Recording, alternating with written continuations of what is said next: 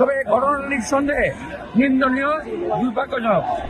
আমি আশা করব আধুনিক বিভিন্ন জায়গায় ক্যামেরা লাগানো আছে, নিশ্চয়ই সিসি ক্যামেরা আসবে। এটা আমার ধারণা বৃহৎ কোনো ষড়যন্ত্রের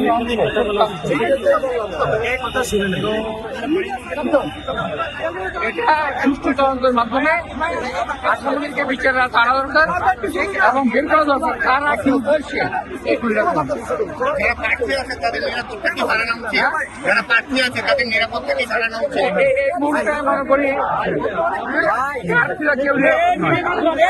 নির্বাচনের আগে এত বড় একটা ঘটনা ঘটেছে, নির্বাচন ব্যাহত হবে কিনা? তাদের নিরাপত্তা নিয়ে চলা উচিত, কারণ এটা আমি বললাম নির্বাচনের আগে এত বড় একটা ঘটনা ঘটে গেছে, তাদেরকে নির্বাচনে কোনো প্রভাব পড়বে কিনা? এটা পরে বলে যাবে, এখনই বলার সময় আসছে না। তবে ঘটনাটা নিঃসন্দেহে নিন্দনীয়, দুর্ভাগ্যজনক। আমরা সহযোগিতা করবো বলে তো আমি এখানে আসছি, আমি তো সহযোগিতার হাত নিয়ে এখানে আসছি, তাই না? Thank you.